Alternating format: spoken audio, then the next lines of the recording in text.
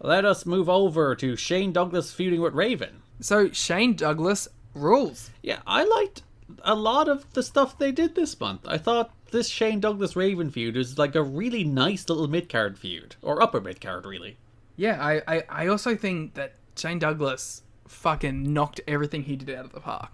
Every, like, little angle, every little promo, like, this dude, like... And he also comes across as genuinely unhinged. It's actually funny, there's a note in PW Torch this month that they've given up on the idea of Shane Douglas being a main event guy because they didn't think he was good enough. And like, what show are you watching? That like Legend is a guy you're pushing the hell out of, and Franchise, who's having good matches with everybody every week, is the guy you're like, nah, he can't do it.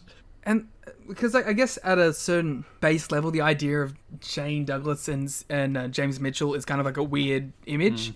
But like, when you see them together and Douglas cutting these fucking deranged promos, you're like, oh yeah, this guy's insane. He's good, and a good foil for Raven as a babyface. And just a little off-topic thing for a second. Isn't it weird having James Mitchell and Abyss on the same show, but them not interacting?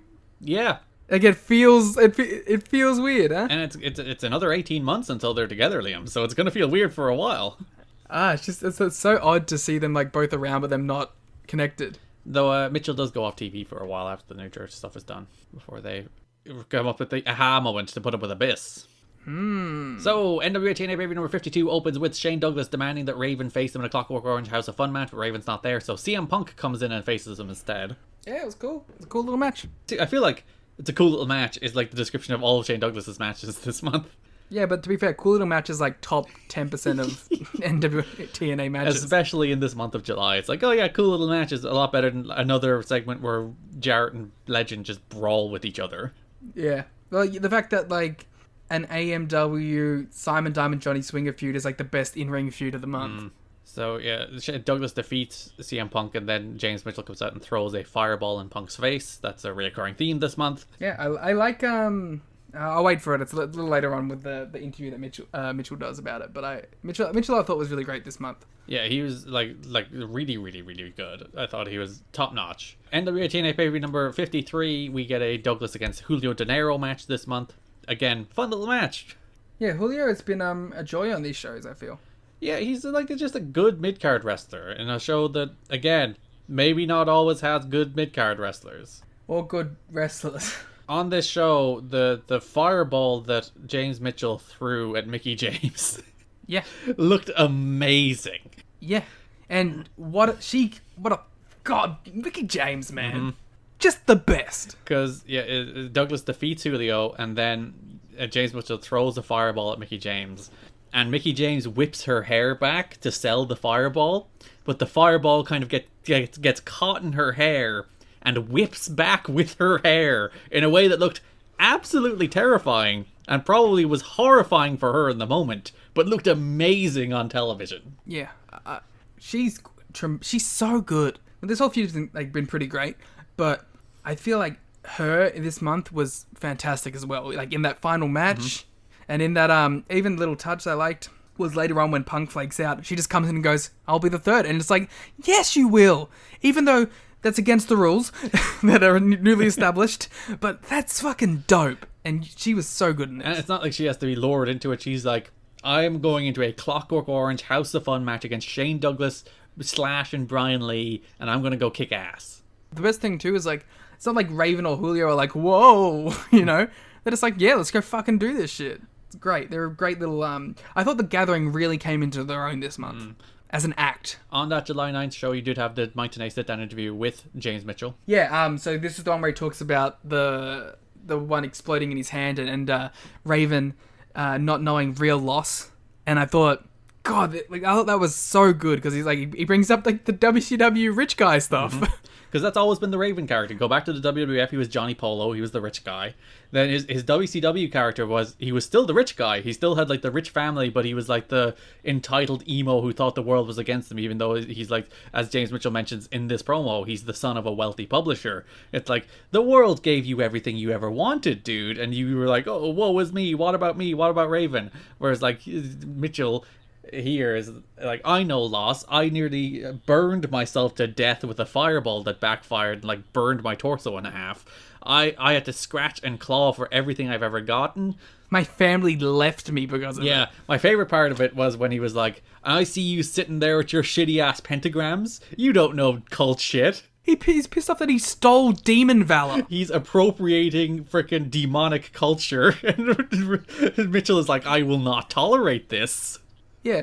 I also like that in a weird way, he both buries it and then he goes, you don't know what dark forces you're messing with. So he's like, oh, it was shit, but you got fucking close. You could have summoned some kind of demon. Yeah. The demon abyss? Or the demon. The kiss demon. Wow. What? Wait. Okay. Yeah. What if the lore here is that Raven fucking around with a shitty pentagram is what brought Abyss out? This is a canon, officially. I'm making it official TNA canon. That I'm doing his shitty ass pentagrams with the Gathering, sitting in the freaking on the floor of a bathroom in the asylum, is what accidentally summoned Abyss to TNA, and then Kid Cash just found him. That actually makes like a stupid amount of sense. The timeline does match up, Liam. And because like Cash didn't like bring him in purposefully. Abyss did that attack out of nowhere, and then Cash is like, I have an opportunity to take this guy. It's also the reason Abyss just lives in the asylum, because he was like formed here, he was birthed here. This makes so much sense. So this is the deep lore of TNA. I'm reeling at this. This is why the video game guys shouldn't have been such shits. They could have made the Abyss game. So, NWA-TNA pay-per-view number 54, we have a segment where AMW and Gilberti and Swinger are doing things. We'll talk about that when we get to the tag division. But Raven makes the save, and then he is attacked by Douglas and Mitchell before he's laid out by the returning Slash and Brian Lee. So the full New Church is back at its full power. So despite Raven returning, he still gets his ass kicked. This segment was the one where I literally said out loud to myself, thank God they turned Raven face. I know, he's like the best babyface on the show, even better than D'Lo. Yeah, 100%. This segment really put it over too. Again, like I just feel like this is the month the Gathering all clicked. Even in ring, I thought they were so smooth together, especially like in these last couple big matches. I got the impression from this last month that like when Raven is like your guy, you just vibe with him so quickly and so easily, and when he's not, you probably don't. But like, yeah, because like just watching him with Julio, watching him with Mickey, like I just really thought they clicked, and obviously him and Punk have all the history too, so they was good together as well. But it's like, yeah, I really thought the Gathering started kicking ass this month. And yeah, I love the last line of this segment as Mitchell, Douglas, and the New Church lay out Raven, and Mitchell stands over Raven, and he's like, I won't go to hell. I brought hell to you. And it's like, it's good stuff. It's one of those lines where you see it coming a mile away, but you don't care, do you? I will say, Raven threw a super kick in the segment, and Brian Lee completely missed. Yeah. But who cares? Total fresh air. But other than that, yeah, this segment rocked. And I love the way they sold the fireball. Like, Raven was a fireball was thrown in Raven's face on the last show of June, and he didn't return until July 16th. Like, Julio and Alexis both missed about 2 or 3 weeks each for fireballs. Punk missed about 3 weeks for fireballs. It's like they made the fireball feel meaningful as well. So it wasn't just like we're throwing fireballs here and then everyone's back the next week. Yeah. Like, this storyline might be the best of the month, except maybe one other, with a certain Eric Bischoff from WCW. So, July 23rd, NWA-TNA pay-per-view number 55, we have a 6-man tag team match in which Shane Douglas, Slash, and Brian Lee faced the Gathering team of CM Punk, Julio De Niro, and Raven in a match that I thought kind of rocked. Yeah, this match rocked. Like, I gave it 3 1/4, and I was thinking of like, should it be like 3-5 or maybe 3-7-5? Because like this match was where like the crowd were going nuts. The crowd were super heated. There was a ton of energy. Like CM Punk just like being a babyface, just doing like head and arm suplexes on Slash like he's freaking Hook. Yeah, Hook like. CM Punk is the Hook of NWA-TNA. I mean, yeah, both giant stars, huh? Yeah, they just kick ass. The match just kicks ass. Yeah. I mean, it helps, I guess, that it's 6 people who are all just going out there and going full blast. But yeah, it rules. And so does the other one that they do the next week. Yeah, so the finish of this match, Raven brawls with, I think it's Slash, toward the sex locker room before there's a curtain behind that area.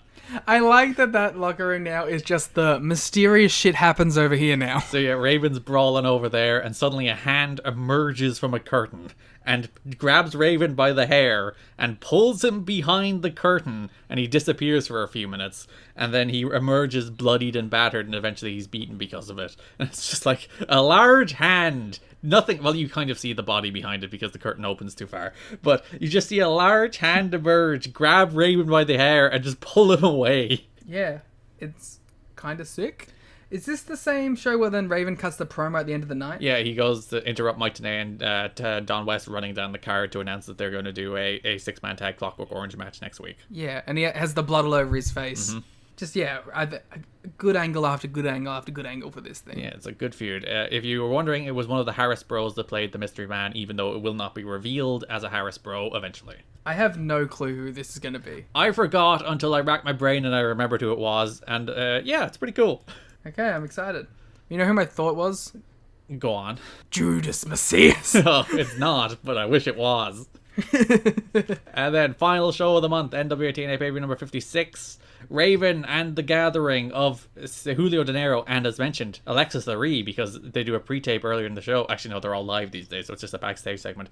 A backstage segment earlier in the show where they're like, Punk flaked on us, but then, as mentioned, Alexis steps up, Mickey James steps up to face Shane Douglas and the New Church in a six-man tag team, or six-person tag team, a Clockwork Orange House of Fun match. Was this a storyline, or was this Punk missing a date and then they turned it into a storyline, or was this just him missing a date? I have no idea. There was no note about it. I didn't see any mention of why Punk wasn't here. There was mention about Brian Lee potentially missing the match.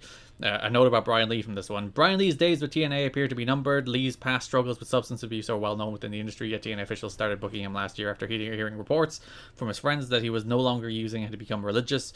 After having a successful run with Slash as the New Church tag team, Lee abruptly disappeared from TNA for several weeks before undisclosed reasons. Lee was brought back 2 weeks ago to reform his tag team with Slash as part of the Raven vs. James Mitchell storyline. He was said to be good business on the night of his return. However, he showed up at the building for this match for his appearance, and his co-workers immediately noticed that he dropped an extreme amount of weight since the week before. Lee collected his check for the previous weeks and left the building, which is the thing he regularly does because he likes to deposit it at the bank. Very efficient. After several hours had passed and Lee hadn't returned to the building, TNA officials became concerned that he was not going to come back. Lee resurfaced at the building after the show had started and was deemed fit to wrestle. He was allowed to work a scheduled match, which, like, watching the match, you wouldn't notice there was anything wrong with Brian Lee. But that was a cause for concern, and I don't think he's used again ever after this. He won't be here in August. They replace him in the New Church. Shame that this is the end of his kind of run. Him and Slash were legitimately a highlight of some of the earlier shows. Yeah, they're a great team. They're just a great team. Yeah, I think a really good tag team, really underrated tag team. Because, like, you know, how many people are really going like, oh yeah, New Church, what a team that was. But legitimately, like, those two kind of rock together. And even here, when they emerge to do these 2 6-person tags, pop, both of them rock. Both of them are really good. Yeah.